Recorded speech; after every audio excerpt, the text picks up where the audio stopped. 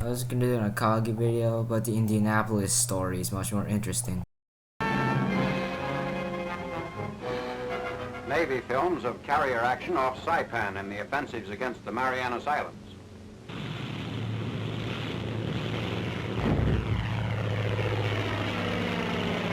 The USS Indianapolis was a Portland-class heavy cruiser named from the city of Indianapolis, launched in 1931, which was a flagship for Scouting Force 1, that is a flagship for the 5th Fleet in the Central Pacific.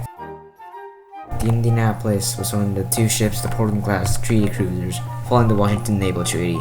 Portland cruisers were outfitted as fleet flagships and carried 4 aircraft. On December 7, 1941, or the same day of Pearl Harbor, the Indianapolis was conducting a mock bombardment of Johnston Atoll. She then joined Task Force 12, who was to search for the Japanese aircraft carriers responsible for the attack. Unfortunately, they didn't find them and returned back to Pearl Harbor, this time joining Task Force 11. Task Force 11 went to the South Pacific, 560 kilometers south of New Britain, escorting aircraft carrier Lexington. Late in the afternoon of July 20th, they were attacked by 18 Japanese aircraft and 16 of them were destroyed by Lexington's fighters, and the remaining planes were shot down by the rest. On March 10, the task force, reinforced by an Air Force center in Yorktown, attacked Lae and Samoa, where the Japanese were marshalling amphibious forces. Attacking from the south through the Owen Stanley Range, the Air Force surprised and inflicted heavy damage on Japanese ships and transports. Indianapolis returned to the Mare Island Naval Shipyard for a refit for escorting a convoy into Australia.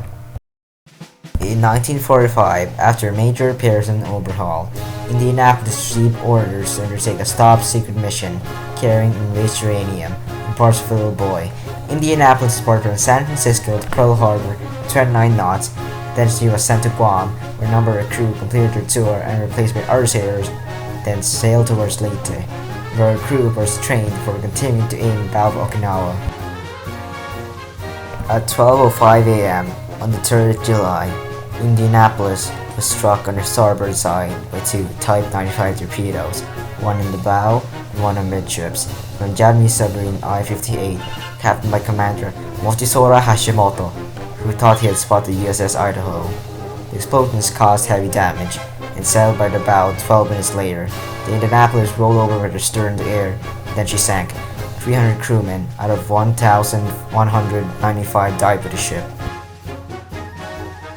The remaining crewmen were injured and lacked food and water as they were ravaged by shark attacks for days. The other sailors, who were delirious and suffering hallucinations, they were eventually rescued by Lieutenant Commander Robert Adrian Marks and his crew, who spotted the survivors and dropped life rafts.